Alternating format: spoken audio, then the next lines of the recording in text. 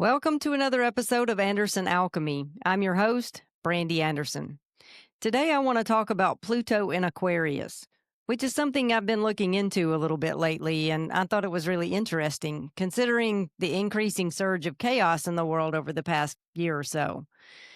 Pluto has been dancing in and out of Aquarius since March of 2023, but in November of 2024 it settled into Aquarius, where it will remain for the next 20 years.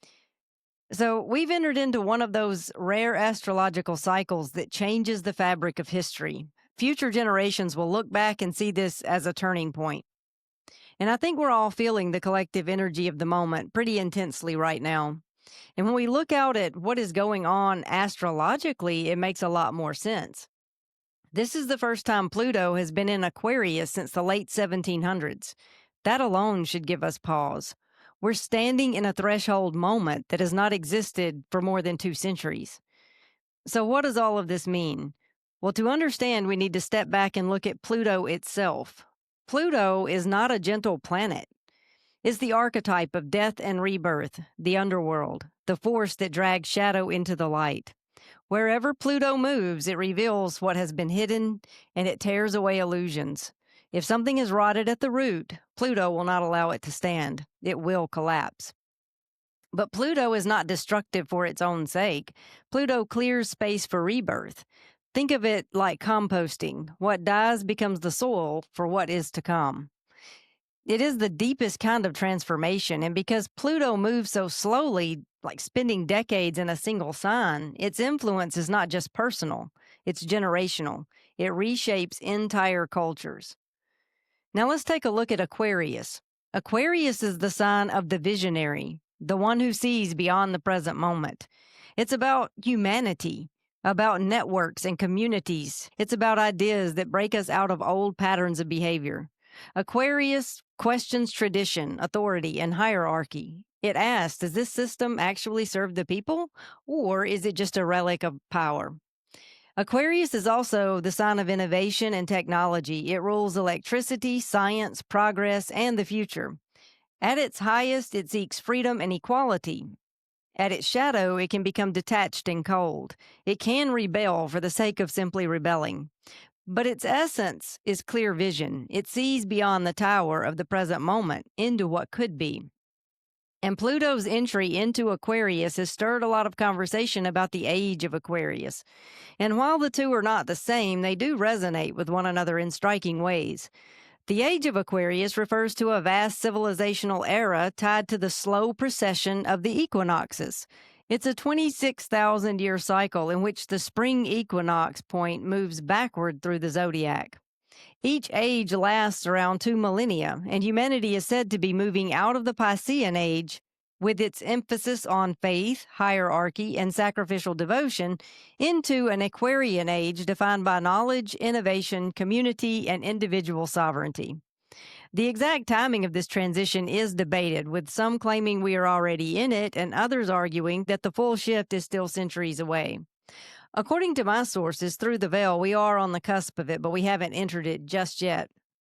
So, what I'm talking about today, Pluto's 20-year stay in Aquarius, is not the age itself, but it does act like a catalyst or a microcosm of its themes.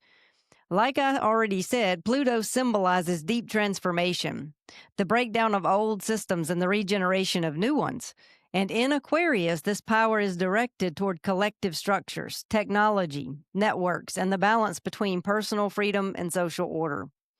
It is as though Pluto in Aquarius cracks open the shadow side of Aquarian ideals, the potential for liberation through innovation, but also the danger of control through systems and technology.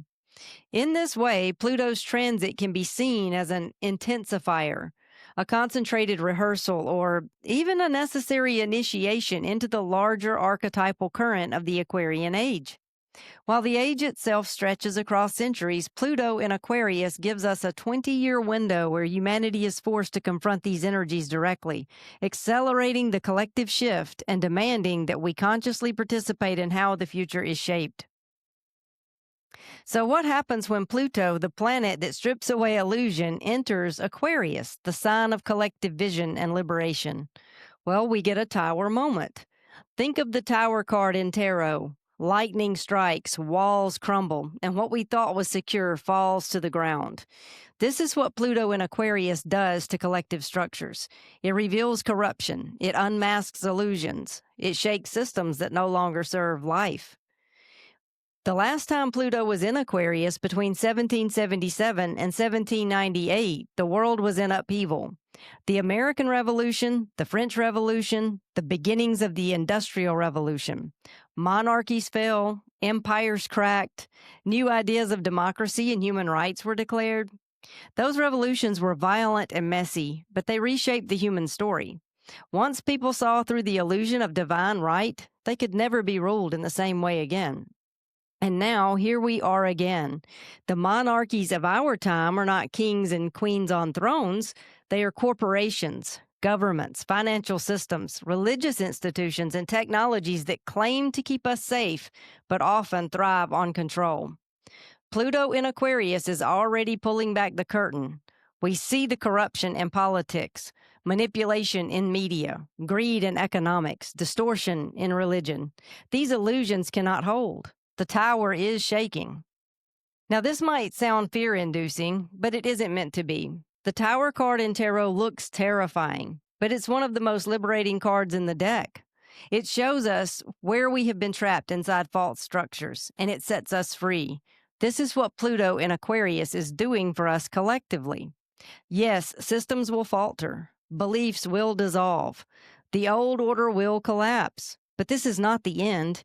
It's the beginning of something more aligned with freedom, equality, and higher levels of consciousness. Aquarius points us toward higher states of awareness, toward innovation that serves humanity, toward collective liberation. All of the old towers fall, and new visions will arise. On a personal level, Pluto in Aquarius shows up differently for each one of us, depending on where Aquarius falls in our birth chart. For some, it will shake the house of career. For others, the house of relationships, family, or spirituality. But the pattern is the same. Illusions will be burned away. Whatever no longer serves your soul's highest path will be stripped down so that you can walk forward freer and truer. This may feel like upheaval, but it's a sacred upheaval. When doors close, it's because the soul has already outgrown the room. When towers fall, it's because you were never meant to live trapped inside them. Collectively, this is also an awakening. Pluto in Aquarius is pulling humanity into higher states of consciousness. We're being asked to stop sleepwalking inside systems of control and to begin creating something new. This is where the invitation lies. Will we cling to the rubble of collapsing structures, or will we use this moment to step into our highest life paths? Will we grasp at illusions, or will we see through them and embrace freedom? We are not passive here. Pluto in Aquarius is not just something happening to us. It is something happening through us. Each choice to live with integrity, each refusal to participate in corruption, each act of imagination and vision, all of these are ways that we midwife the new world into being. Pluto will remain in Aquarius until 2043. This is a long initiation. It will not be one single collapse, but a series of waves. Each wave strips away illusions and brings us closer to liberation.